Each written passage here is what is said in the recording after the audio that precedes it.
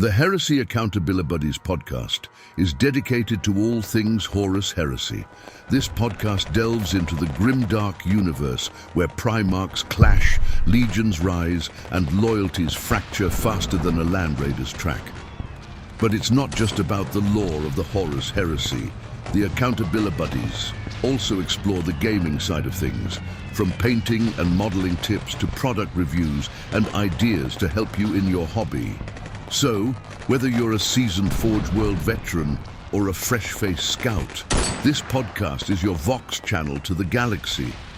Expect discussions on lore, modeling, gaming, and maybe even the shenanigans that your hosts somehow seem to find their way into.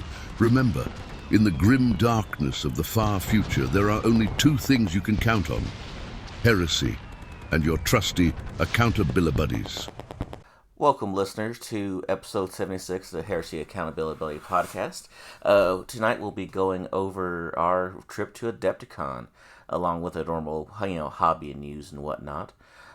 So I am going to kick it over to everybody else that's on here. My name is Jack, and I'm joined by Brian, Dan, Duncan, Jamie, and John. And as always, we are going to hear a word from our sponsors. Do you love resin bases? Then go to our sponsor, Elric Hobbies, for all of your basing and basing accessory needs. Use code HERESYABB at checkout for a discount. Legendary Monument Hobbies. Monument Hobbies is a one-stop shop for all of your painting needs. Use code HERESYABB at checkout for a 5% discount on your purchase. Pop Goes the Monkey. Find maker of third-party accessory bits of arms, legs, backpacks, and more, where you can get 10% off your first order over $125 with code HERESYABB at checkout. Thank you to our sponsors for bringing this episode to y'all, along with our patrons. Thank you to our patrons. John, what have you been up to since last we spoke? Oh man, getting ready for Adepticon was a crush. So I managed to get a couple of spot colors down on all the tanks that I needed. Got everything assembled for Adepticon. Got some pictures posted, and then got everything loaded into the vehicle and headed on up. Got my case deployed, along with a new light that I'd picked up kind of along the way to put on the display base. We'll go through events and things like that a little later, but and then while I was at Adepticon, I picked up a couple boxes of Battle Castings Strider robots. There are kind of armatures based on some of the older Knight designs that were in Epic 40K. So I picked up a couple boxes of those. That's 4 more armatures for my Knights that I need to get back to working on.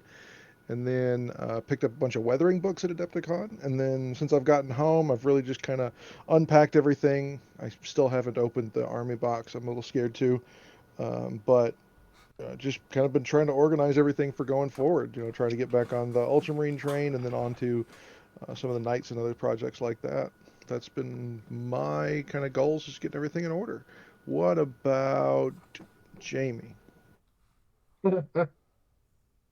So yeah, lead up to Adepticon was crazy, and everything that happened at Adepticon was kind of crazy, like herding cats, with kind of being the shuttle driver for everybody and getting everything to and from. And then I literally got back from Adepticon, worked like 3 10+ hour shifts, and then I've been at the lake since then, and I got back about like 3-4 hours ago, and I've been unloading the cars and trying to get the kids ready for school tomorrow. So it's really haven't done a whole lot of hobby, to be honest with you. Just kind of started sorting through all the Adepticon stuff, to be honest with y'all. I guess I'll pass it off to Dan.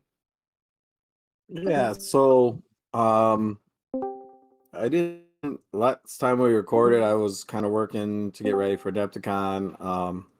I have my Gilliman in progress.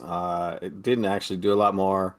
Didn't actually even use him, so we were going to play 4,000 point games as pickup games. That didn't really happen. By the time Friday night rolled around, there was too much other stuff going on. So I haven't really done much more on Ultramarines. Been tweaking a list around. I think going forward to 2.0, I learned some things playing.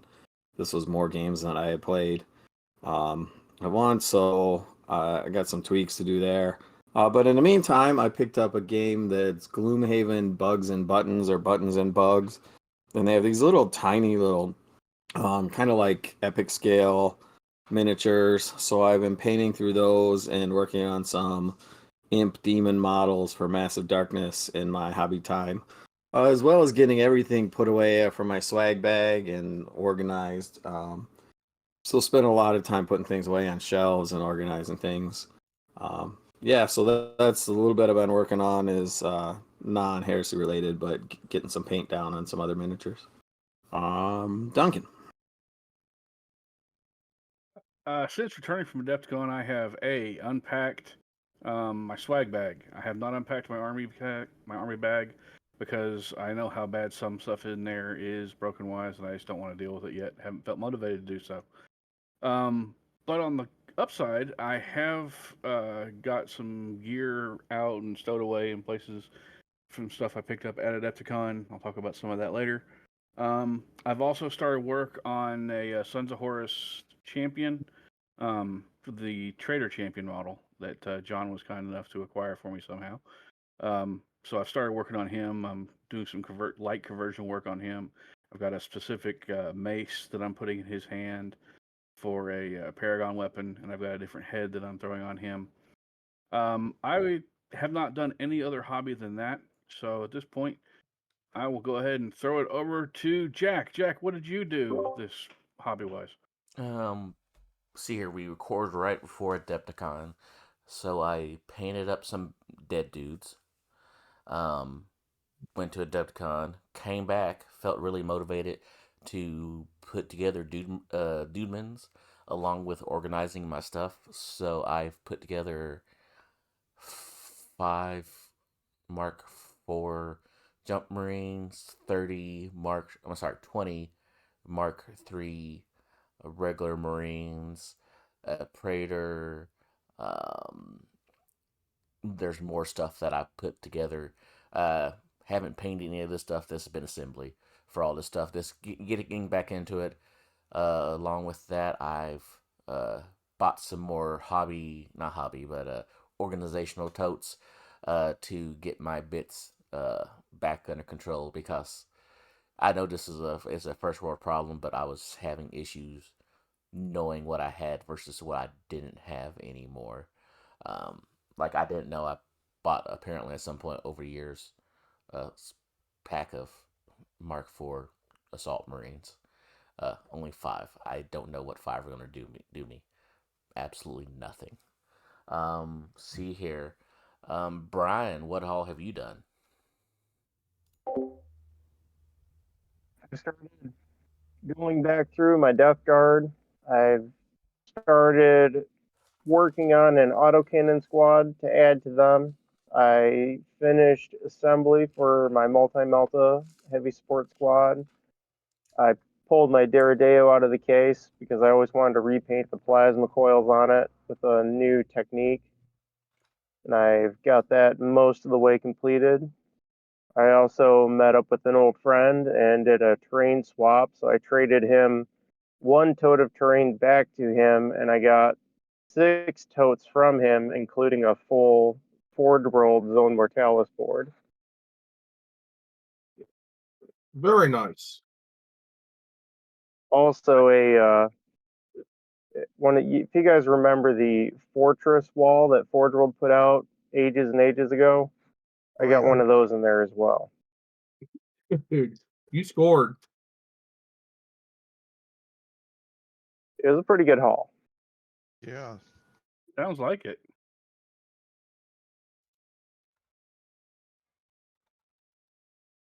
All right, so I think that's Other than everybody, right? that,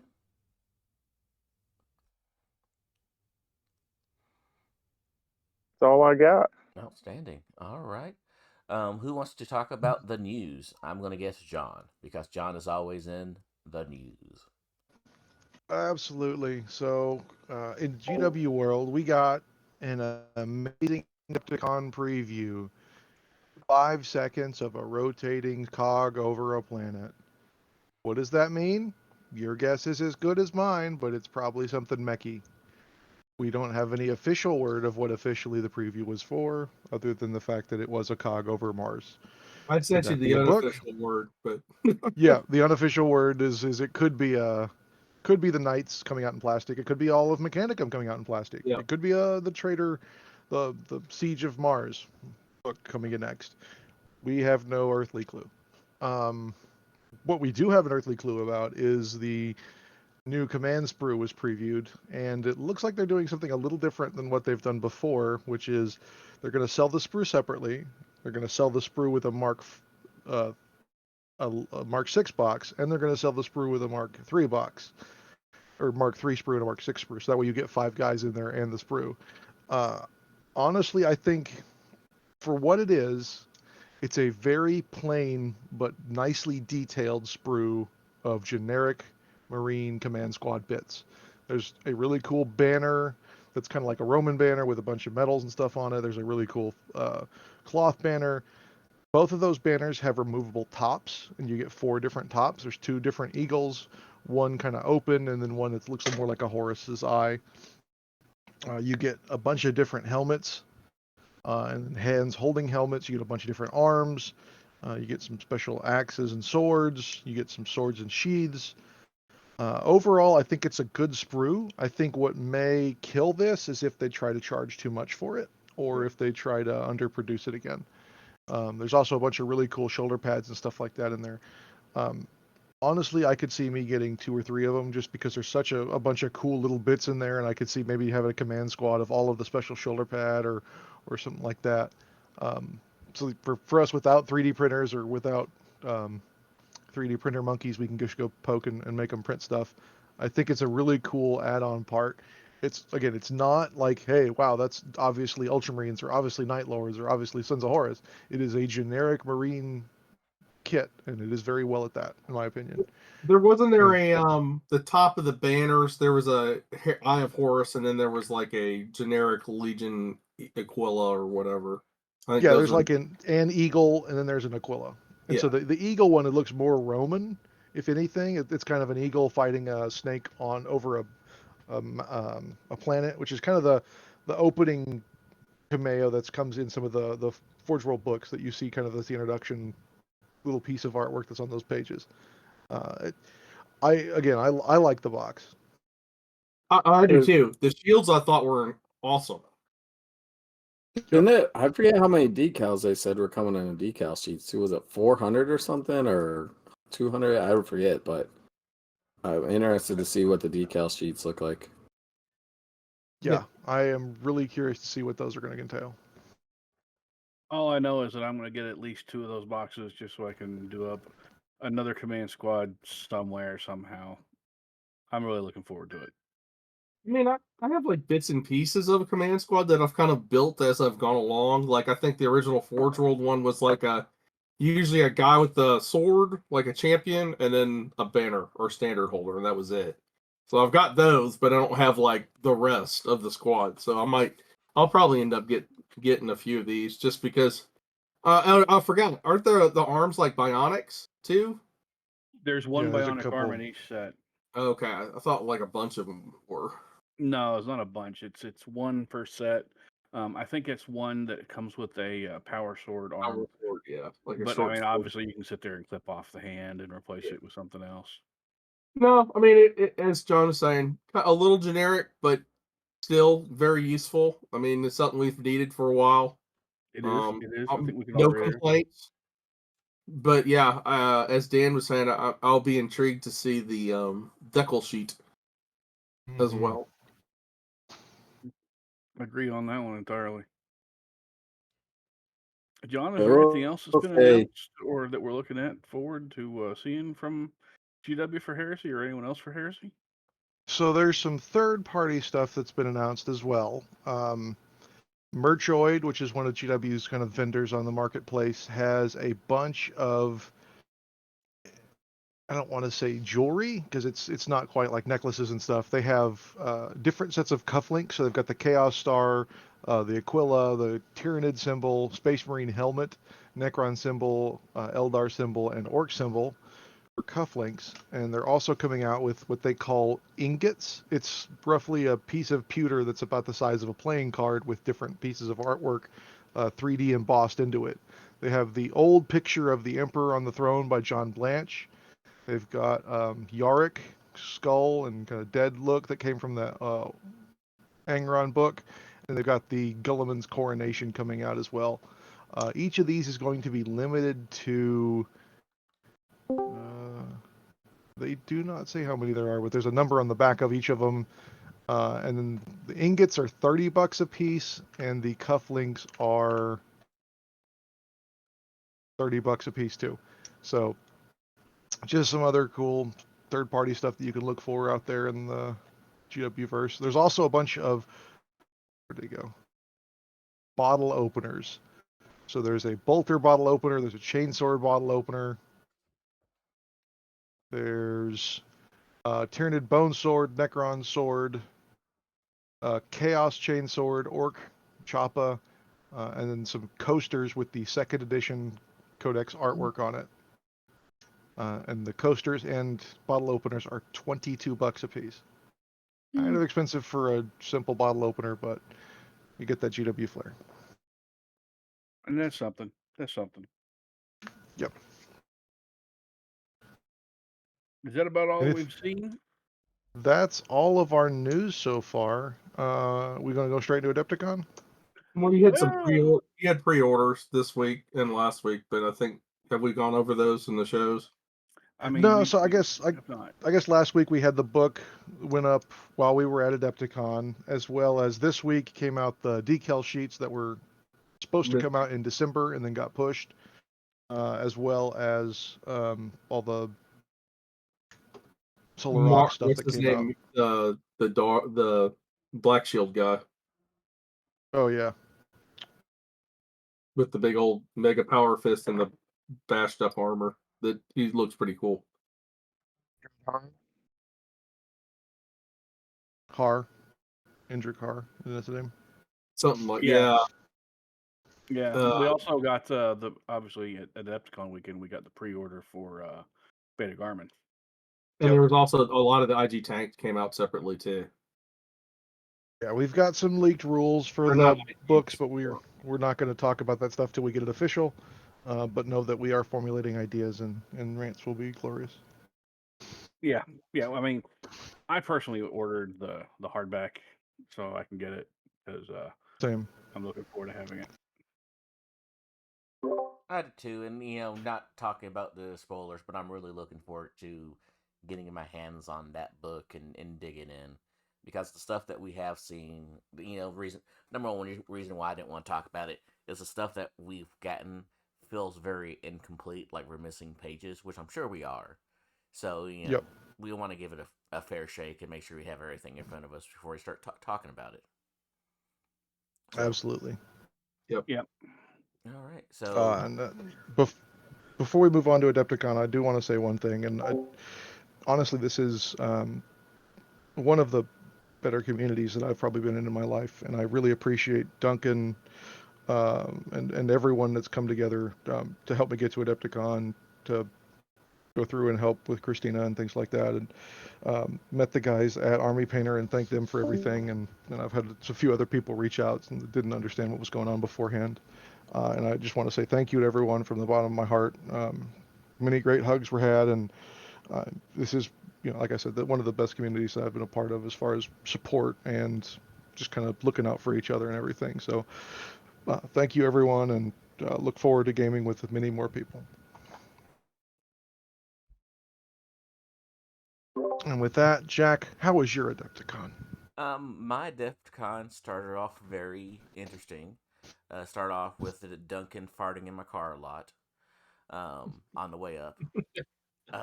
But that is true. par for the course. Fart wagon. In all seriousness, getting there was fine. Getting to see everybody was great. I'm just gonna go over my days really fast because I didn't do a lot. Wednesday we got there. Bellhop broke my display board. Since we started unloading the car, I did not say anything hateful or rude or mean. I took deep breaths and I walked away. Everybody should be proud of me because I'm proud of me. Thursday, I blame Popeyes for giving me an upset belly. So I ended up not doing anything Thursday day. Did do the Big Zone Mortalis game Thursday night. With I was side by side with Dan. I'm sure he'll talk about it too, but I don't think me and Dan were drunk enough to be at that table that night. I would agree with that. It was fun, but I think we're being too reserved for being at that table. Friday was team games. We had the Germans on game one. They were beautiful. Their models are beautiful, and they were beautiful. They were some of the sharpest looking individuals there. Beautiful boys. Beautiful boys. See here. Then round two were a couple of other players, and forgive me, I don't remember names. I'm horrible with names. Duncan will probably have it all written down because Duncan is fantastic like that. So I'm putting all the pressure on him on knowing everybody's names. So game two was fun. It was see here, White Scars and Raven Guard. Game one was Alpha Legion and Raven Guard. And then game three was against Chris Bergeron, who apparently I've made too many jokes about yelling at me. Chris, I love you. I'm just giving you crap. I had a wonderful time with you, you sexy beast of a man. I would gladly play with you again. Because Duncan was my teammate, decided to stab me in the back like a traditional Blood Angel player, and team up with Chris's partner, and then shoot Chris off the table, and left me there all by myself. See here, Friday night. See here, I think Friday night. Yeah, I did nothing. That was beautiful. Saturday day. Oh, I did nothing. That was beautiful. I did buy a lot of stuff. Nothing really new. Talked to some various vendors about different stuff here and there. And then Sunday we came home. Oh, I forgot. I apparently ran the big game. The bag. Oh no, wait, no, that wasn't me. That was not me. I'm sorry.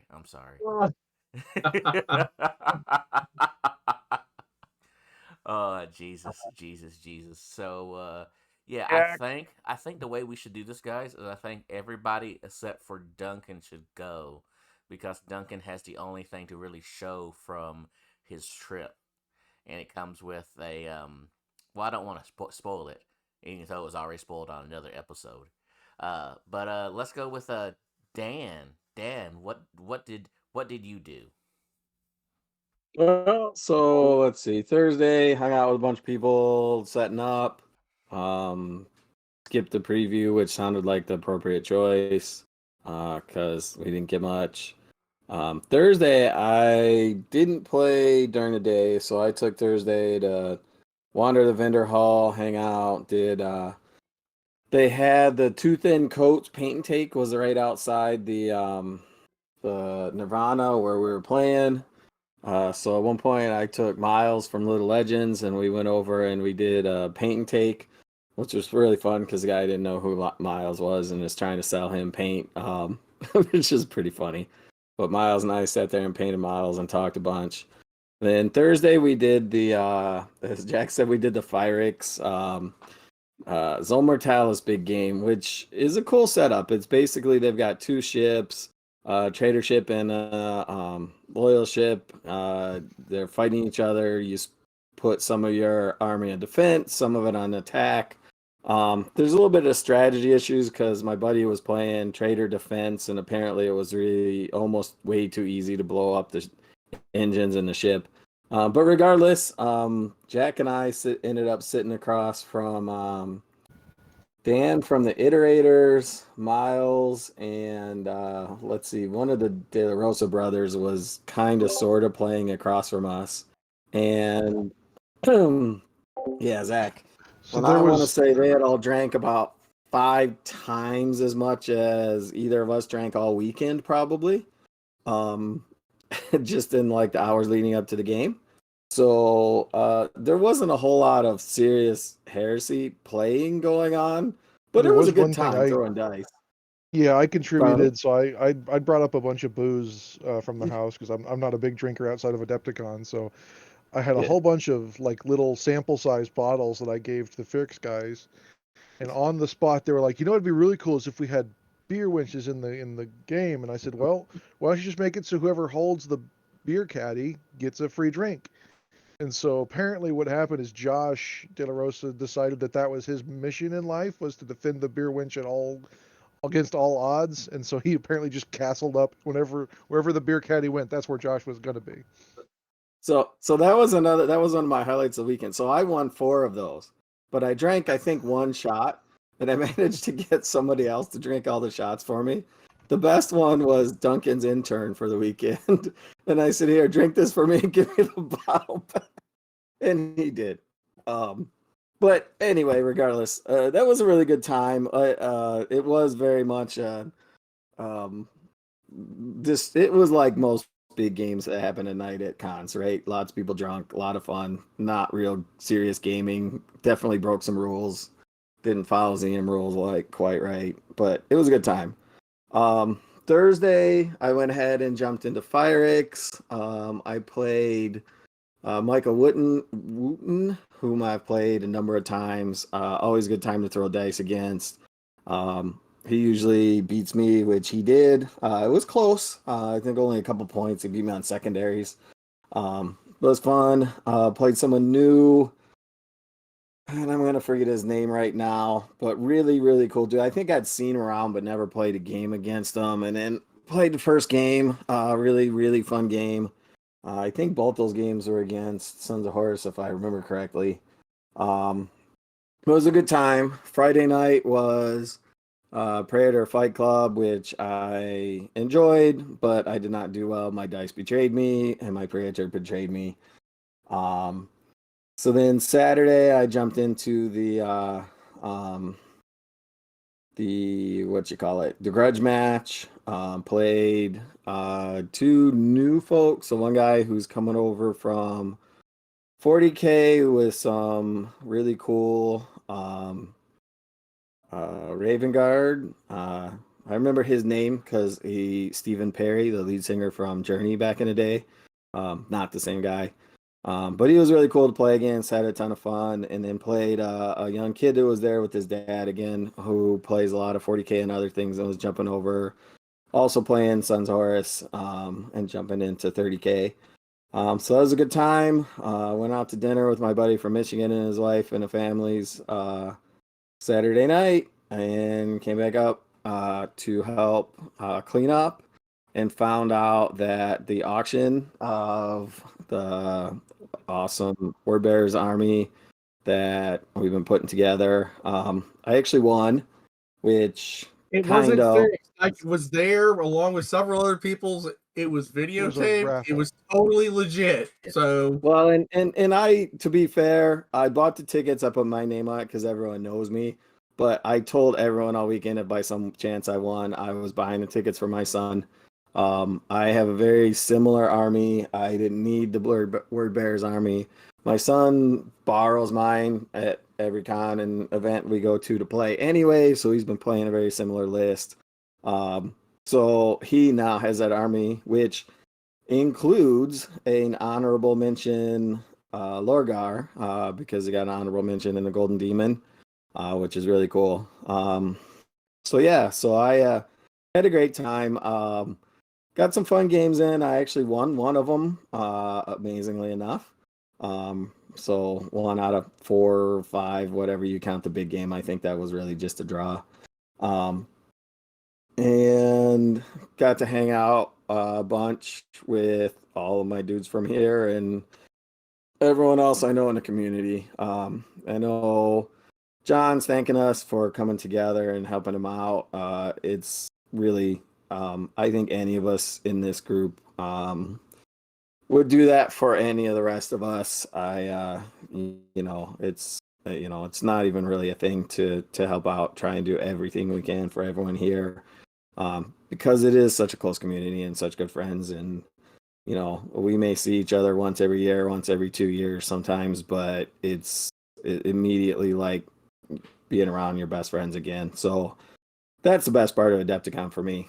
But yeah, that was my con. So Jamie, let's move on to you. So I drove up, which if people know kind of where I live, that was a very involved drive, let's call it that. Not as bad as John's, but I think it took about 11 hours is what it ended up. I picked up our podcast friend, Brian Byers, otherwise known as Odin Online, from here at the airport in Birmingham, and we literally drove straight up.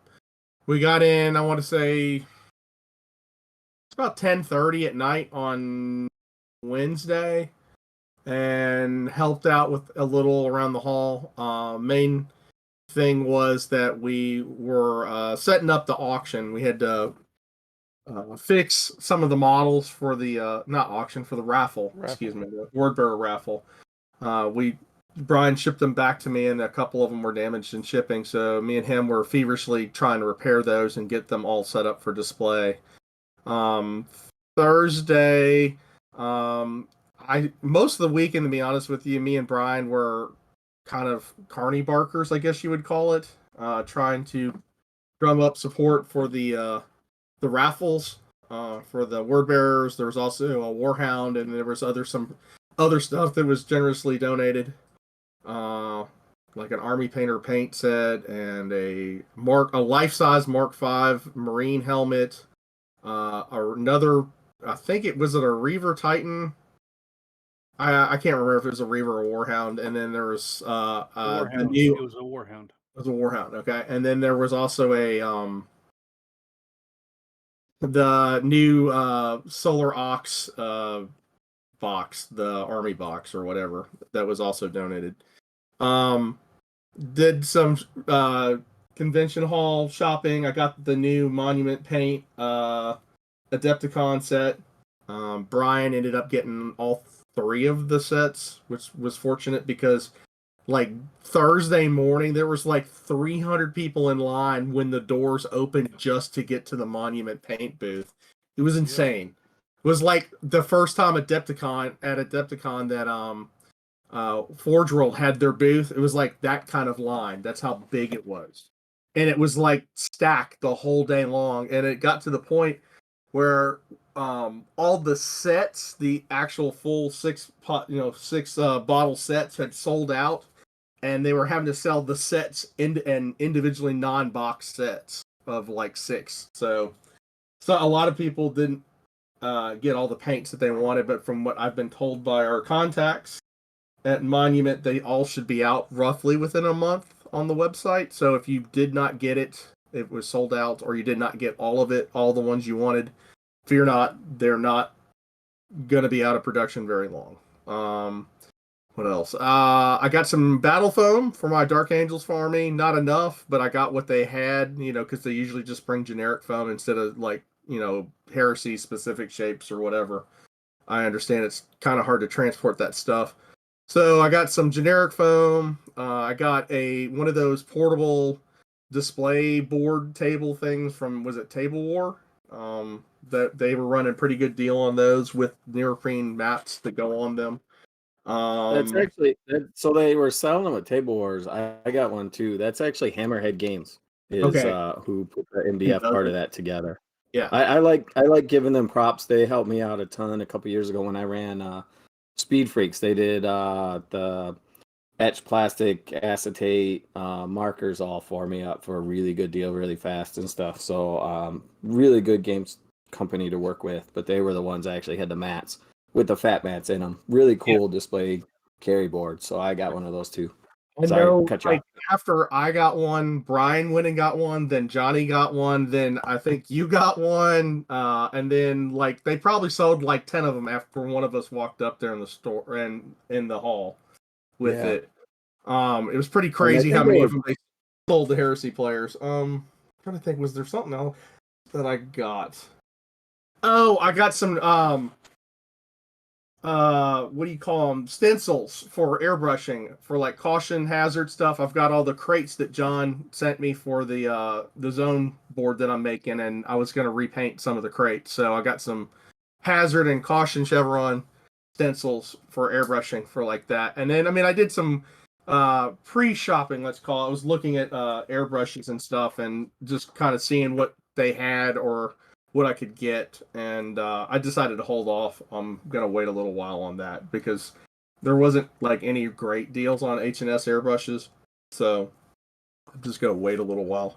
You could get $100 off the gold one if that's one you were shopping for. Yeah, but that's I'm not that blingy. I'm not a big fan of chrome, and so. But yes, the all gold H&S Infinity was only like what $460 instead of $550 or something like that. And there was a couple people that were raffling them off. I saw too. So actually, I saw one even cheaper than that. I think I saw one at $430 at one of the other booths. That's a pretty good one on the all gold one. But so on like Friday and Saturday, two people that I had run into that I was not expecting to run into that were kind of big to run into was I ran into Ryan Kimmel of all people. Ryan Kimmel is very near and dear to a lot of the Heresy community.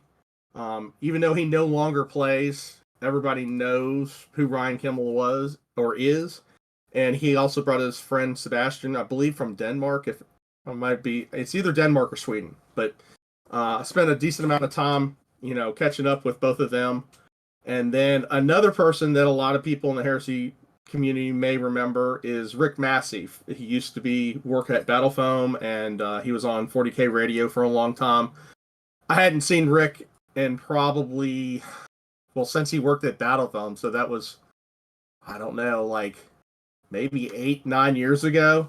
And he actually came up and found me in the hall, and he was playing, actually, I believe he was playing Middle Earth or like Lord of the Rings. That's his big thing, but he's still huge in the Heresy too.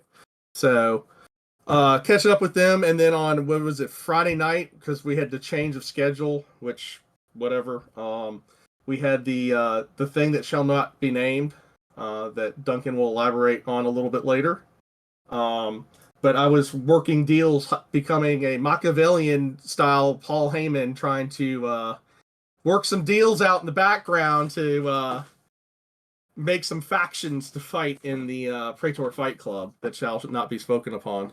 And I will say that I almost had a decent coalition for Ned Rivas to maintain his title, but we got backstabbed, so maybe next year. And then Saturday was a lot of stuff with the auction or with the raffle, and also like just helping clean up because we had to unexpectedly clean up a lot of the halls or a lot earlier than anticipated, and trying to get that all squared away. And then like going out to dinner all those nights and stuff like that, and helping, like there's a bunch of people I actually had me go shopping for them because they were kind of new to the Heresy, and they had armies and they had questions about what they needed to get. Or like an example, my friend Johnny, he had an army. I went through it with him, make sure it was all legal and stuff like that. And then like we kind of went over what he needed to get to transport it, because he flies a lot. He's in and out of the country a lot and has to fly a lot. So he went down to Battle Foam, talked with them, and basically got all his stuff for like a, almost like a 5,000 point Dark Angel army ordered. Battle Foam was running not their best deal, but a pretty good deal. It was 20% off, and it was free shipping. So like you probably would made better out if you ordered large items through this than you would with the 30% off, but you still have to pay for shipping. So that's what a lot of people were doing, is loading up on that. Trying to think if there's anything else. Yeah, that's pretty much it. And I had a long drive back all by myself. So yeah, I got to see a lot of people, hang out with a lot of people. Got to meet see all my co-hosts again, Brian. Got to, I bumped with John and Brian from Texas, so it's just great seeing everybody again. And I'm super enthused and super happy to get going again. It's just I had spring break with the kids, so that's why I've kind of not done anything this week. So who hasn't gone? Let's go, Jack. No, Jack's already gone. Let's go, Brian. Well. What did I do at Adepticon 2024? Other than traffic directing and parking attendant. Yeah, we did. I think I'm going to start a new business with Jamie. It's going to be called Creative Parking Solutions.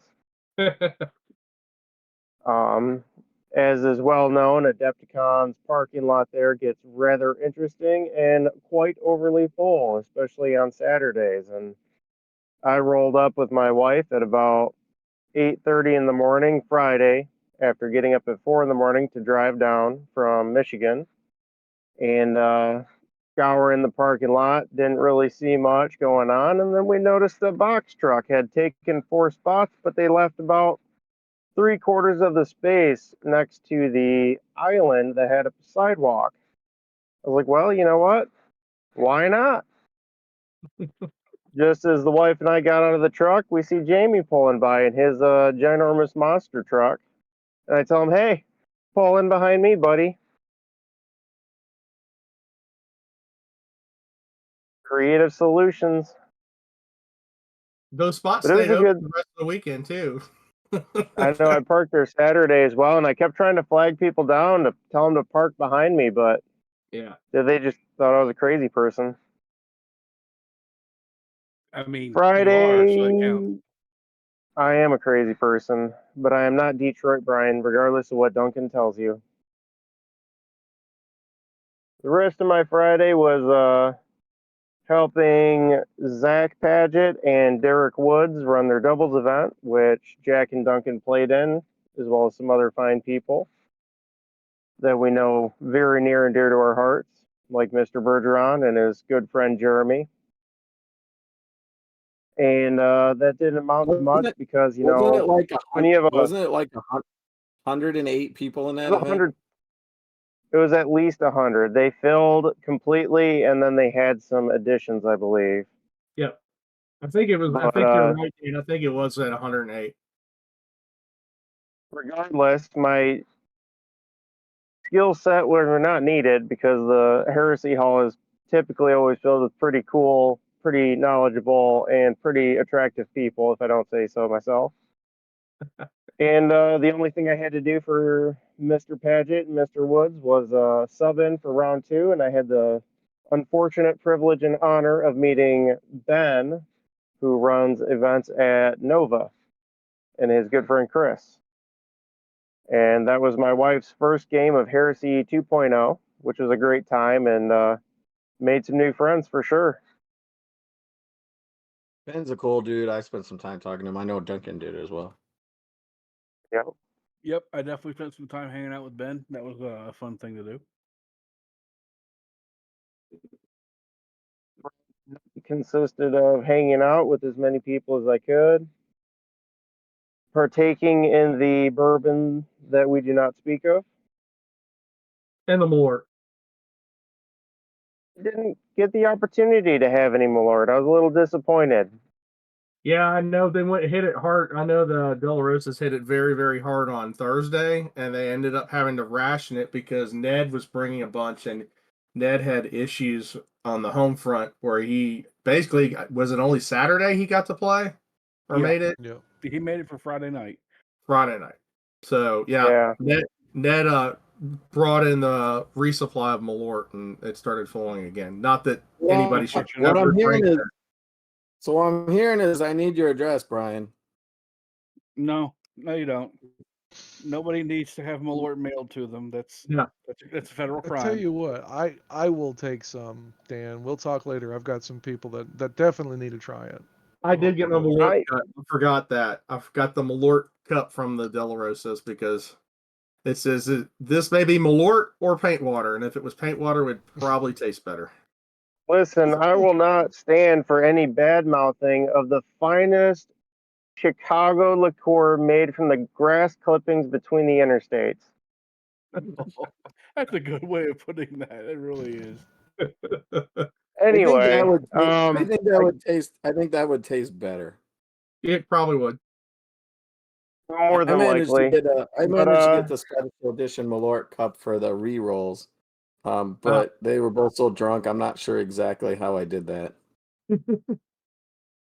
Well, I was a little bit disappointed. I bumped into those two fine gentlemen, the brothers De La Rosa, or as I call them, Sasquatch. And we had some bonding moment, caught up Saturday morning.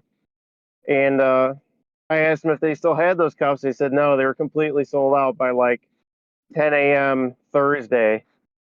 And I believe they were taking a shot every time somebody bought a cup was the deal. So they were so heavily intoxicated, which those are both gentlemen that can absolutely handle the alcohol. I believe people were saying they were concerned that they couldn't even find a chair to sit in. Yep. It sounds about But, right. They were yeah. definitely both well into the cups. So I, instead of buying that cup, I bought a nice Death Guard shirt from them, and my wife got a very nice Alpha Legion shirt, which just so happens to match her army. I'll let you guess what that is. Mhm. And Marines. we noticed that Josh and I were wearing the exact same Krieg shirt. So we had an absolute bro boner moment, and he gave me a Deathcore Krieg cup. The rest of the day was spent just hanging out with more Heresy family, catching up with Jack and Duncan more, Jamie quite a bit. I do believe I got to meet Mr. JP for the first time Yep. as well. And we had a nice discussion about how Americans will literally use any form of measurement other than millimeters, including how many billiard balls your toilet can flush. Yeah, that was definitely a very very different form of standard, but it actually is one that's in advertisements in like Lowe's and Home Depot. So It was it's weird. fantastic. I loved every minute of it. Approved 10 out of 10. Would flush billiard balls again. Yeah, and we discovered that Jack does not remember history very well that night either. Are you talking about that one time that one dude did that one thing with the one thing? Yes, but it wasn't that one dude. It was that other dude who was nowhere near there at the time. But I thought Ric Flair was the person that led the tank charge in Afghanistan. No, sir, that was General Custer. I thought that was the guy that invented toilet. No, you guys got it all wrong. Ric Flair led the tank charge at Gettysburg In a Dodge Charger. in a Dodge Charger. But unfortunately, I had to leave. The wife and I had to go home and attend to our dog, as neurotic as he is. And we left about 5:30 in the afternoon. But great times were had by all. Adepticon is literally my family reunion anymore these days. And it's always an honor and a privilege to see y'all's beautiful faces. I will admit, to me, a lot of the time at Adepticon, I'm not even worried about the games I'm playing or the events I'm registered in. What I'm more worried about and more concerned about is the time I get to spend hanging out with my friends who I get to see once or twice a year. Because to me, that's just worth more than anything else. That's why I enjoy Adepticon so much. I don't want to say Duncan because he's going to spoil some fun. Has John gone? I don't think John's No, gone. I haven't. Yeah, I'll go then ahead it's and go. John. It's John. Yeah, so Wednesday, I, like Jamie said, I drove up 14 hours from Texas. I took a couple of breaks for lunch and dinner and got in about 9 o'clock. Got some stuff set up.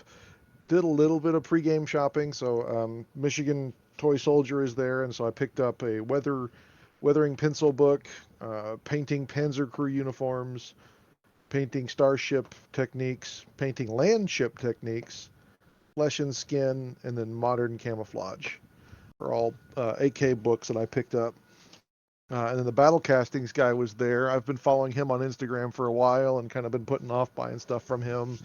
And went up there and bought a couple of those Armiger boxes and got to talking to him some. And then kind of hung out and got ready for Thursday. Thursday, Friday, and Saturday I played in the Furix events. So Thursday I played against Mike, and I can't remember what he... Oh, his not Space Wolves.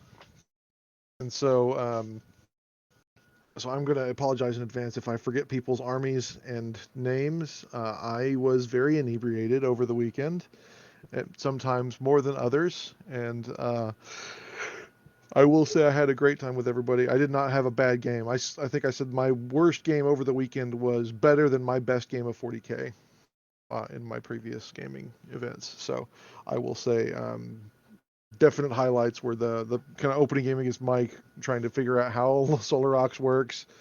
I had a whole bunch of people coming up taking pictures of the Cobra army that I got set up. A bunch of people walked by when it was playing video and taking video of the sound and everything working and the lights. That was Thursday. Friday was 2 more games. I think that's when I played Ned and his Malortians. And so that was a gigantic cluster of a game. I think we had over 250 models on the board easy, simply because each of us brought 100 infantry at least in our lists. And it was just wherever the guns would fly, that's where stuff would die. And it was just constant shelling, and one of the few games where I didn't feel like AP4 was a complete letdown. And then played the second game. I will say I was very impressed watching that game, that how well the Solar Ox weapons do killing Solar Ox. Like, it was incredible. Like, just like y'all taking like handfuls of minis off the table at a time. Oh yeah. I had artillery and he had laser rapiers, and it was just, I think we were killing. I know that my first game against Mike, there was the wandering pulse generator robots, and they killed on turn 0 24 men. But in my game against Ned on turn 1, I killed about that with the artillery strikes, and then we kept going back and forth. It was constant bloodshed. And I think at the end of it, we could have made an army out of the dead just by itself, and then had someone else play that. Going into that night, sorry, I missed one thing on Friday. Christina had picked up another piece to troll JP with. So years ago in 2020, I was supposed to room with JP, and as part of the setup for rooming with JP, I had a pillow made, and they call it those mermaid pillows. So on one side it's sequins, and you rub your hand on it, and it's got something else. And she had gone through and designed a picture of Perturabo with a kind of shit-eating grin on his face, and it says, "My iron is definitely within." And so that was going to be on the bed when he came into the room. And then on the nightstand was going to be a fidget spinner with stripes, because, JP is a millennial, much like myself and most of the other cast members. And so it was just going to kind of basically be troll JP all weekend. And so I mailed him the pillow, and he's got a funny story that he'll tell about his wife having to open the package and explain why his little toy soldiers are looking at her really weird on a pillow and trying to figure out what the hell it says. And so I lost the fidget spinner up until this last week, and I found it and brought it up. Sadly, Duncan said he didn't want his own fidget spinner. I could have ordered another one, but JP finally got his fidget spinner. We'll see how long it lasts, if it actually distracts him. He should probably be painting more. JP, if you're listening to this, you do need to paint more. I just want you to hear that. And so leading into that Friday night, I brought my special character Baronicus to fight with Duncan's side, and he will tell this tale of that fight. I will say that my character was also built to troll JP, and if anyone was there, they'll understand what that means, and that's all we'll talk about that. And then moving on into Saturday, I had a couple more fun games. Played Bama Blake for my last game, my 6th game. And again, that was another fun game where he definitely understood what tertios can do once he decided to charge a couple Marines into just a couple of random Solar Auxiliary guys just standing out in the middle of the street. He didn't think anything of it. And in return, 70 men shot those Marines off the table. So he understood what tertios do after that. I think that was the only game, or it was the game before that I think was the only game that I won. Otherwise, it was always every game was tight. There was a couple games where I almost won, but again, that's not the most important thing. The most important thing was the games were a blast, every one of them. I didn't have one bad game. I had a couple games where it was more me learning to figure out what the hell's going on with the army.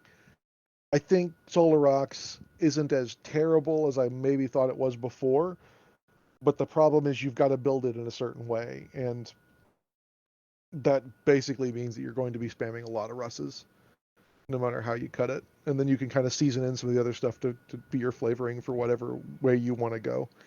And I can kind of expand on that later when we get the new book, because obviously that's going to add some new stuff to Solar Rocks as well. So we'll wait for all my feedback on that later. And then into Sunday, the 14-hour drive home. Nothing much happened on that one. I got a couple more books kicked out of my Audible queue, and got home and had to reminded myself of what a great weekend it was, seeing friends and the community and everybody, and now I'm starting to get ready for WarCon coming up in late April, so that'll be the next event. I look forward to seeing everybody there. So, Duncan, sir, I believe you have a tale to tell. Well, since I get the pleasure of going last, I guess I'll go ahead and start. Rode up on Wednesday with my buddy Jack, and I will fully admit that his slanderous statement about me farting in his car is absolutely 177% correct. I did fart in that car. And I didn't do it once, I did it multiple times because I could and I had to. But we had a fairly nice trip up. As he and I do pretty much every year when we go to Adepticon, we just kind of sat there and drove and talked and talked and talked. Discussed what we're going to do next year. Discussed thoughts and plans for what's going to go on this year, things we both wanted to see, things we both wanted to do. We discussed that we were both very much hoping that Beta Garmin, the book for it, was going to be at Adepticon for release. And when we got there, we were actually able to confirm with the GW people that it was not, because it was only going up for pre-order and they didn't have any copies there, even to look at. But we got up there. We roomed with Zach, and we met listener Joseph, who was being the hobby intern for us for the weekend. I'm glad he got to come up there and hang out with people and have fun games. So we didn't really do much on Wednesday night. We set up the Heresy Hall, the other part of it that wasn't being set up by the Ferrex guys. We acquired all the mats and terrain, and we actually discovered that the Heresy Hall, the Adepticon people gave us an extra row of, I think it was 6 extra tables or 8 extra tables, one of the two. So we had extra space in there that we had to fill, so we filled those tables up. And then we all just literally hung around, got dinner, sat around, shot the shit with people, and then called it a night sometime late. Thursday morning, I played round 1 of the Ferrex event. I cannot remember who my first game was against. He was a newer player. His army was Alpha Legion, looked really good. But it was the ambush setup where everything he had to set up entirely in the center, and I set up on the 2 edges. And that mission had the ambusher going first, so he was set up in the center, and he was defending a guy who was a VIP who had to be escaped and survive. And my mission was to kill that dude. And I had all the Burt guns everywhere. So my turn 1, I literally jumped into this kind of compound area, walled compound that he was set up in, because I had lots of jump packs. I shot a Spartan to death. I shot a Leviathan to death. I shot a Sakaran plasma thing to death. And then I shot another Leviathan to death. I had a lot of fun in the game. He was a good guy. He understood what was going on. He knew he was in a bad situation, but he said, "Go ahead and go through it." He still gave a really good accounting of himself. And that was the start of me discovering broken models. Because one of the, not Angel's Tears, but the Dawnbreaker cohort broke when I was putting it into the case to bring it up to Adepticon. And when I was getting stuff out of the case, I went from having one broken model to like 6. And then by the end of this game, I was to right around 10. Almost all the Dawnbreakers were broken at this point. I won that game. My highlight of that game was he had a thing of vets in a termite that popped out at the top of this very, very tall building because he tunneled all the way up through this skyscraper that they had his guy hiding on top of that I had to kill. And I was climbing my way up with jump packs, and he popped out on top of it, shot some people, and then my Dawnbreakers made it up there, charged, and proceeded to kill people. Second game that day was against listener Avash. Avash, props to you. That was a great game. He was playing Night Lords.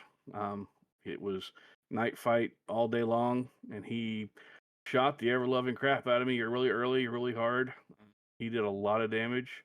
A lot of guys were killed, and I was sitting there going, "Well, this is been very, very damaging to my possibility of getting forward and doing a lot of Burt damage, but I held through,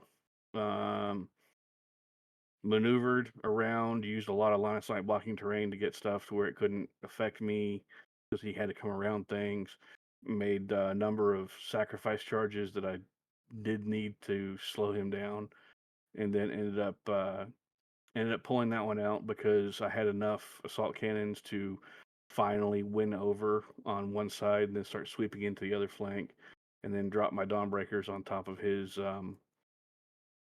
not terror squad. It's the other Night Lord squad, the guys with the jump packs. And won that one at the end. Good game though. Didn't play anything on Thursday night. Mostly just spent it hanging out, drinking with friends, seeing the guys in the cast. Did a little bit of shopping. Went down to the Army Painter booth, got with John, spoke with them, hung out with them for a bit. Really appreciative of all the help they threw John's way. Picked up the paint set they gave us for the raffle. Tried to find Michael Stackpole that Jack told me was at the con. Could not find him anywhere. Did a little bit of shopping, mostly looking at terrain. Ended up picking up some terrain. The next day, Jack and I played in the team game or the team event. And our first round, we fought 2 gentlemen who were not actually German, despite what Jack says, but were declared German by Josh De La Rosa, who walked up and said, "You two are the best looking guys here. You must be European." And they said that they weren't. They were actually, I think they were Canadian. I'm not sure which. But they were promoted to Europeans, and then somehow during our game they got promoted to being Germans. They were beautiful, though. But they were both absolutely very, very handsome gentlemen. Fun game. Lost that one, not even in a squeaker. That one was just a massacre. We lost that game. Round 2, we ended up fighting a pair of gentlemen who were actually in the recording we put up last week for the Adepticon interviews. And they're from Toronto, I believe, part of the gaming group up there. There's almost an hour-long section of interviewing with some of their members. 2 of their members who were in the interview one of them was the last gentleman we played in that game, in that mission. They had White Scars and Raven Guard. They did a lot of stuff. A lot of things died. And my crowning achievement was using a very, very bare bones assault squad to stop a whole bunch of Raven Guard stuff from outflanking onto the table, and White Scar stuff from outflanking onto the table, and therefore getting to put even more heart onto us. That one we still lost, but it was not as bad of a loss. And then round 3, Jeremy came up to me and said, "Hey, we're playing round 3. Do you want to betray Jack and join me?" And I was like, "Oh, sure, this will be fun." So he and I ended up on one side versus Jack and Chris. And both Jack and Chris gave Jeremy and I sour looks at the beginning of it, like, "What the heck have you all done? Oh my God, you've betrayed us. This is terrible." It was hilarious to see the look on their faces. And we decided that Team Accountability Buddy was actually Jack and Chris, and Jeremy and I were the War Crimes and Good Times, or Good Times and War Crimes team. Can't remember their names specifically, but Jeremy discovered exactly how nasty the Imperial Fist Hearthguard. What was that squad? The Terminator squad, Jack? Oh, the HQ Terminator squad. Yeah, I don't remember off the top of my head. I'm not gonna lie. Okay, well, Jeremy discovered how bad they were when he jumped on them with a Malgar Dreadnought and a pack of the Warback. Galverback. Yeah, and I think he caused 1 wound, and it was awesome. And then he got kind of squished in return, and that was awesome. Not at all expected, but okay, well, that worked. I proceeded to shoot a lot of robots. Huskarl squad, yeah. I proceeded to shoot a lot of robots with assault cannons. And then I proceeded to shoot a lot of Imperial Fists with assault cannons. And I got to say that Rite of War that Jack was using is very durable. As I'm sure a lot of Imperial Fist players out there know, it takes a lot of a pounding before they die. I think it's Stone Gauntlet. Is that what it was, Jack? That was your Rite of War? Yeah, that was Rite of War. I thought so. So yeah, the Accountability Buddies managed to go 0 for 3 that game, or that event. It was wonderful. There was some game that happened after hours on Friday night. I don't remember a lot about it. It was something. And then Saturday, I didn't really play anything. Whoa. Friday night, Duncan. Oh, I remember what it was. Friday night. I did a lot of interviews with a lot of players. I hung out with JP. Hey, idiot! After a game was played after night, and there was the Heresy Praetor Fight Club brawl, as hosted by the Bolter Club, which was Zach Paget and everything, and JP, and it was last year's winner was Ned, and the gist of it is you've got 2 wrestling rings. You put your Praetor in a corner, and then the other corners get filled up, and then more people get stuck in there in midway spots, and then everybody brawls it out until there's 1 Praetor remaining in each of those 2 rings. Then those 2 Praetors fight, and then more people do the same thing in the next round, and then the next round, and you go from there. And the first round I was not involved in, but Ned, who was the returning champion, he defended his title and held on to it and sat there and made it through round 1 as the survivor. And then round 2, John and I were sitting side by side. We were both somewhat deep into the alcohol. And JP, who was playing at the same time, was on the opposite, was in a different ring. But John and I were set up in the same ring. We were side by side one another. And I don't remember which one of us looked at the other and said, "Do you want to team up?" But we did. And so we teamed up and we cleared out our ring together. And then we both got to the edge of our ring where they were fighting in the other ring still. And we hopped over the edge into the other ring, and we started clearing out that ring as well. Declared ourselves co-champions of that round. Then we had to fight another gentleman another pair of gentlemen who had hopped in late and didn't get into the first or second round. So we had to go through them to then get a chance to fight Ned and another player who was playing Blood Angels. At this point, Ned's character was wounded with 1 wound. John's character was wounded with 1 wound. And my dude was absolutely fresh and hadn't taken a wound yet. So, round 3, it's the championship round. Ned charges the other Blood Angels player and puts him down and out. And John, what did you do to Ned? I charged Ned. And how did that go, sir? If I'm not mistaken, I think I took him out. You did. You did take out Ned. And you were sitting there and very happy, and I was so very proud of you. And then, just like in standard wrestling, one partner had to turn on the other, and I did a hammer wrath attack into John off the ropes with my jump pack, and John failed to save, and John's Praetor fell over, and I was the winner of the Horus Heresy Bolter Club Praetor Fight Club. So I got to have this great big giant belt that was every bit of, I don't know, 10 plus pounds, leather and brass. And I got this little bitty belt that I got to take home as my prize that I'm holding up that people can't see. Yeah, it was fun. My favorite part about that was people were trying to encourage Jack to come over and get involved. And Jack did exactly the same thing he did last year, which was look at everybody, shake his head, and then about 10 minutes into it, stand up, pick up his stuff, walk up to the room, and go to bed. And had a glorious night's sleep. Glorious. Which is exactly the exact same thing Jack did last night. And I cannot tell you how proud of him I am. Yeah, I did miss one thing. I forgot that on Saturday night, mainly because I was drinking a lot, JP and George and Miss George of Spacemen with Guns fame were setting up to play BSF tabletops.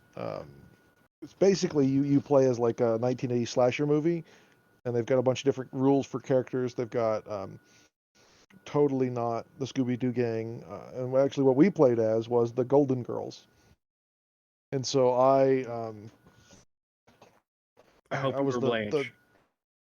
No, I think the I'll be honest, I'm not that good with names. I don't know either. It's just, that's the only name I know from the Golden Girls. Yeah, I was the sassy, tall blonde. Sure. And she had a sniper rifle, and I killed like 3 zombies with that, and then I was trying to use arrows to kill the other ones, but I could not hit anything with a broadside of a barn with an arrow. And then after that, I got a chainsaw, which drove all the zombies to me, and so I just kited them around for a while before the game officially ended, because we tied them up long enough for the summoning ritual to stop. Cool. But yeah, that was a fun game, just on a 2x2 table. Cool. I really had a lot of fun in the Praetor Fight Club. Saturday, I did play one game, and that was because someone else who was really interested in the Praetor Fight Club brought his Praetor over and said, "Will you play?" And I said, "Absolutely." When Zach and JP talked me into it, and so we showed him how the setup was. We put it on the table. He tried to charge me. It didn't work. I charged him. I smacked him with my Thunder Hammer. He fell over dead. It was fun. It was a fun game. I think I had a lot of fun this Adepticon. I didn't spend a lot of money buying stuff, although I was really looking forward to buying some things. I didn't see any Hardner and Steenbeck airbrushes other than the gold one, and I wasn't really wanting to spend $500 or close to it on. There was a bunch of Infinities, but they didn't have. I think I only saw one Evo and no Ultras. I think the spray painter booth is what it was actually called. Yeah, there was none there that I wanted to really jump on, so I'll just wait until I see one on sale. It was Spray Gunner. Yeah, so they had some Thursday morning, and I think I saw people walking out with 2 and 3 airbrushes in their arms, and I think they were gone by noon. Don't get me wrong. Yeah, Spray Gunner did have some good deals on them, but they just didn't have what I was specifically looking for. So there you go. I did get put one in my hand. When I went through the booth, because I didn't get in the Monument Hobbies line, so I went through everywhere else, and they had like a half dozen of the Ukraine models and a few other ones sitting there. And as I was going through the booth looking at other stuff, I saw a guy pick up 3 of the Ukraine ones and buy them. So like I said, I think they were just gone fast. So Well, good for them. I'm glad they sold through. Yeah, the Ukraine one's got that weird texture to it that I thought was kind of odd. I like it, but to each their own, right? Use what works for you. Yeah, more Yep. power to you. Use what you like. Can But Had a lot of fun playing everything. Had most of my fun part, as I said at the beginning, was just hanging out with my friends, seeing them, getting to be amongst, as I feel, my people. Did a lot of interviews. I actually was interviewed by the Iterator cast guys. That'll appear on whenever they post the next one. I'm not certain when that'll be. I think they're Um, monthly, if I'm not mistaken, or something close to that. I don't believe they're anything close to it. Last I looked, their last episode was No, okay. like in January, January. maybe about the same time as RFI's last episode. Okay. Monty, Derek, please record more. We miss you. Shots fired. Oh, Please, we miss you. Beyond that, did a little bit of shopping, bought some terrain for the tables I'm putting in the basement. Spent Saturday having a lazy day until we had to break down tables and stuff. And at that point, when the tables were being broken down, I will fully admit, I spent time watching Jack direct people to break down tables. You did nothing. You're right. I did absolutely nothing. You're absolutely right. can I just? I'm gonna throw this out here for everybody. Everybody that did go to the sales hall, would you say it was not as good as in years past? I would say it was a lot more cramped. It's like they took a little bit less space and stuffed more vendors into a smaller area, if that makes any sense. They took the same It does. space but put more people in it. The I think vendor some of hall the this booths year. were smaller from certain vendors too. Like the Death Ray booth was almost half the size it was last year. The Monument Hobbies booth was, I want to say, at least a third smaller than it was last year. Army Painters seemed a bit bigger, and then there were some other new companies like Gamers Grass wasn't there last year, but yeah, there were it seemed like a lot of them. a couple of the independent miniature game kind of companies or smaller miniature gaming companies had fairly big size booths where they had 2 or 3 tables set up with a lot of space around them to do demos. But it was very, very cramped overall in the vendor hall. And yeah, it just seemed like, there's the standards that are there, right? There's the t-shirt guy that's got cool t-shirts that's been there forever, but there was a lot of, I don't know, a lot of not good stuff. I wasn't impressed. Artist and Opus had a really, really big booth this year. But I have to say their brushes just last too long that I didn't need to buy any. That's one thing I will say. I got in my swag bag. I did get an Artist Opus Series D dry brush, so I was happy about that. I got no hobby stuff in my swag. They're not all the same this year. And I got a bunch of models and cool stuff and traded for some other cool stuff. But I got no brushes, no paints, no hobby stuff whatsoever. I did get to pick up my Rogue Hobbies paint set from Monument. Actually, one of the Heresy dudes picked one up and then decided he didn't want it and was selling it. So I got to pay retail for it and not have to stand in a huge line. That's good. Yeah, I I stood did the get- line for Brian to get all the Monument Hobby sets, and then I picked up the Adepticon set because some of those colors just sounded too cool. Yeah, I didn't get a chance to get any of Greatly those. I really appreciate that, wanted to. John.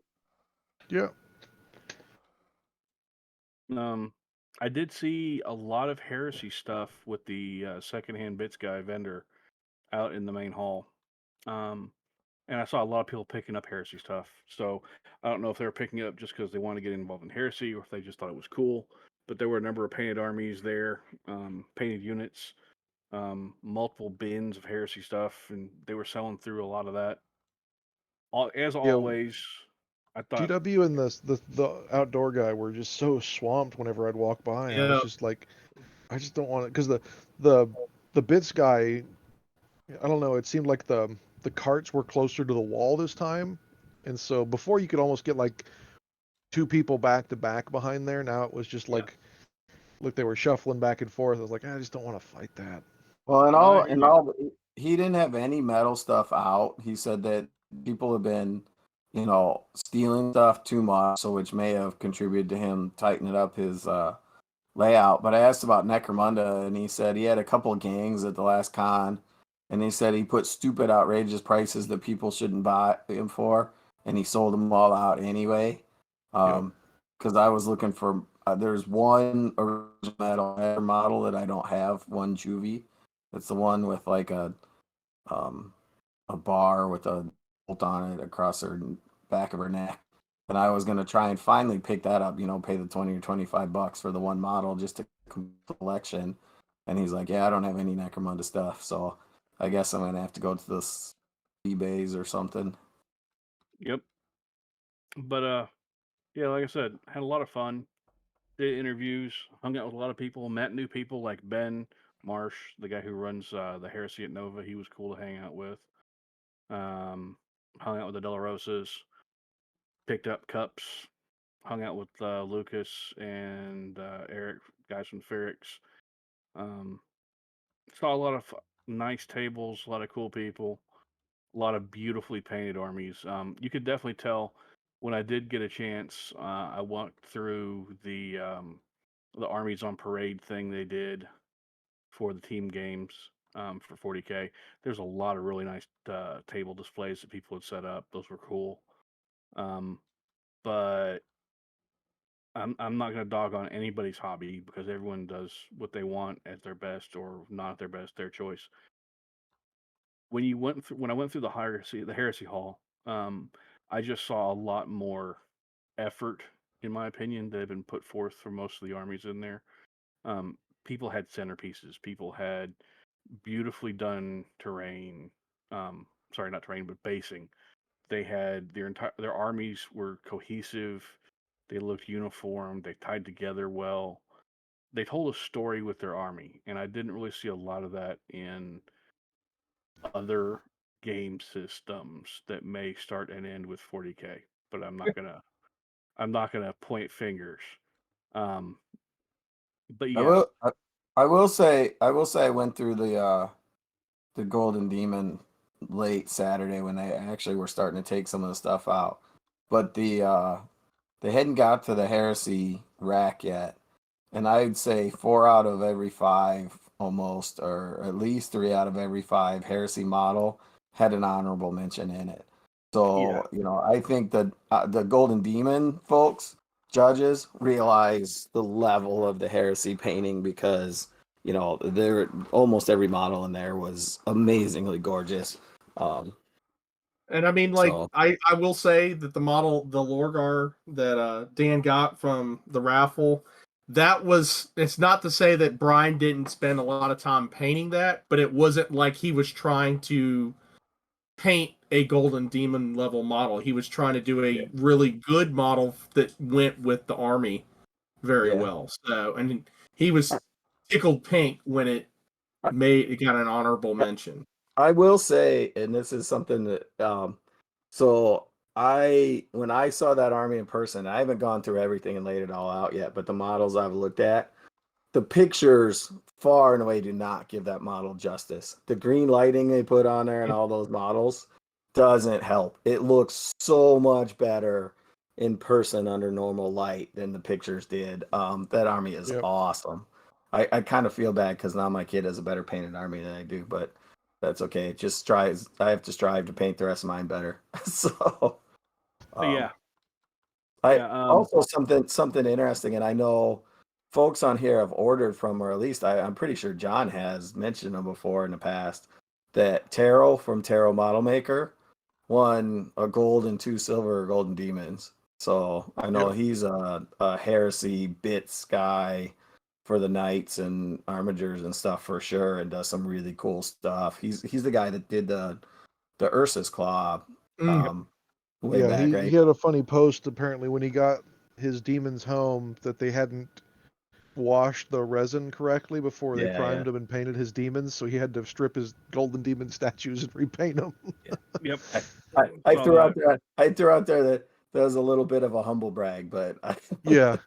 I mean, maybe Oh, humble brag, but it was excuse very me, well sir. I earned. need to repaint my models, my trophies. Of course, I'm used to Matt Kane, who's every whip process picture he ever posts has the Golden Demons in the background. So, I guess if I had one, I'd probably do something like that too. But I will say it was very interesting because if you look back on the Golden Demons for the last few years, it's been a lot of the same names in a lot of cases. And looking through, there was a lot of new painters who are not the standard folks that win all the time. Won Golden Demons this year. Yeah. And the one that won the Slayer Sword this year was phenomenal. I got multiple pictures of that one when I looked walking through the case, just because it Was was that the so striking. Yeah, vampire that's the one reflection with the shadow guy upside down with his the headless, mirrored right? Yeah. reflection in the water. Yeah. Yeah, it's a vampire, so you couldn't see the vampire in the reflection, but you could see Bingo. his suit of armor. I was like, holy crap, dude. Yeah, I saw that, and I was just like, "Oh my god, that's amazing!"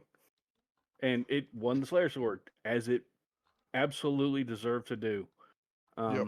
But yeah, I thought every single one of the entries in the Golden Demon in the Heresy category were brilliant. Loved all of them. Got multiple pictures, and yeah, I had a lot of fun. I really enjoyed everything about Adepticon 2024. There I was enjoyed. one slight problem. Oh, what was that? So before I left for Adepticon, I cleaned the truck and put on a brand new Cobra sticker on the front of my truck. And I think I was taken by the geese. But friggin' geese. I think the duck stole my sticker. Well, When I came home, there was no Cobra sticker on my truck. I have another problem. I mean, that's not tragic. My problem is it's way too short, and it should come about a lot more often than once a year. Yeah. I'm honestly glad it doesn't, because I can't afford it to be off more often than Yeah. once a year at most. Yeah, the 14-hour drive colors a lot of my perceptions, and the best part is the camaraderie and hanging out with people.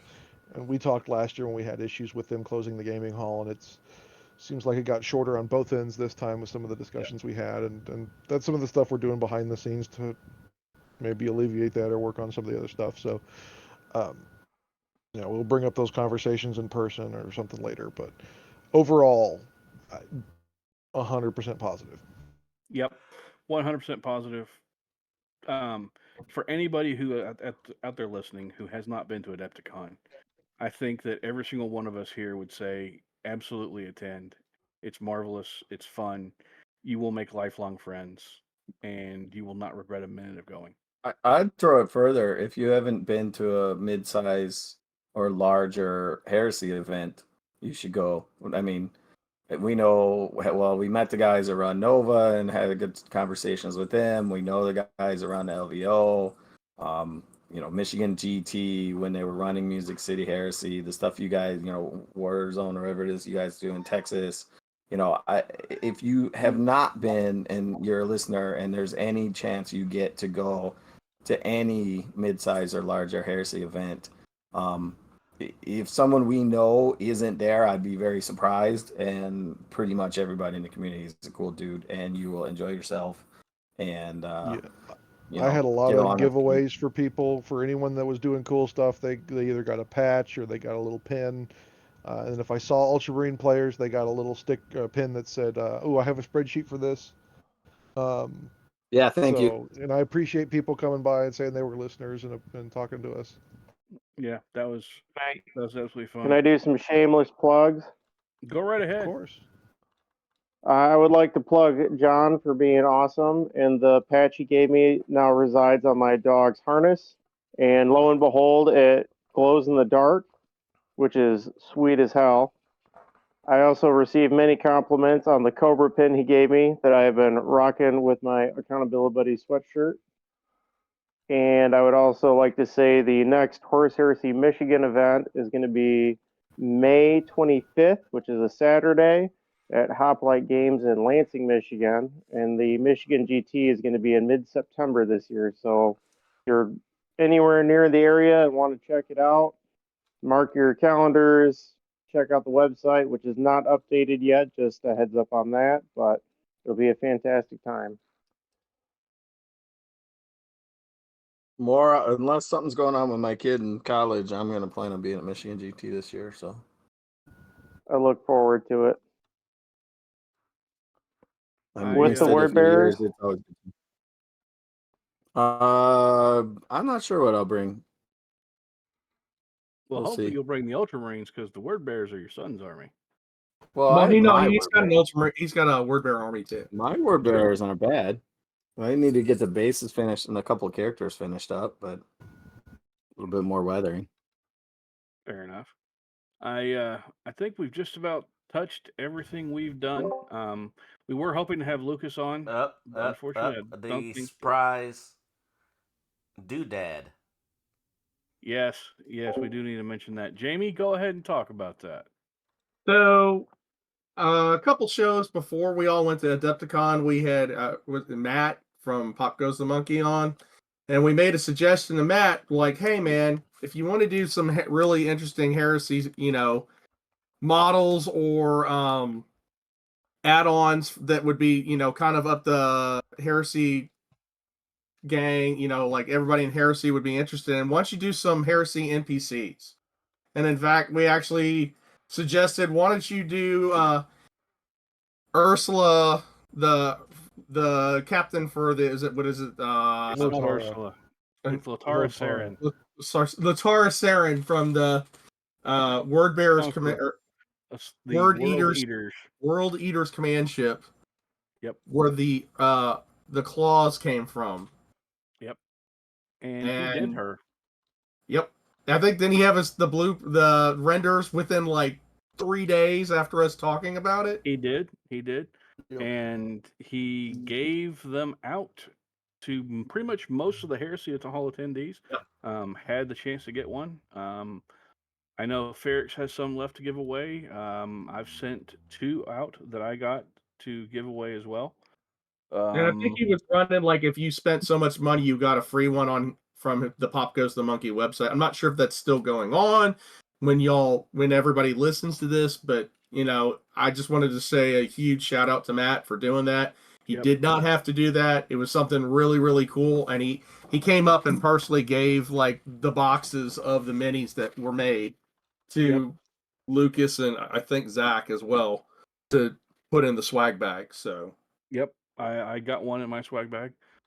Very happy with it. Looking forward to eventually putting it together, or not really putting it together because it's all pretty much one piece, but getting it paint onto it. Yeah. That offer goes Lots until of the fun. 17th of April. Well, there you go. There we go. And it's spend $20 or more on 3D bits.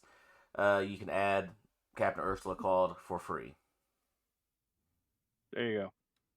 I want to say thank you to all the listeners who came up and either bought shirts from the store, bought sweatshirts from the store, just came up and talked to us, or ended up picking up posters or John's pins.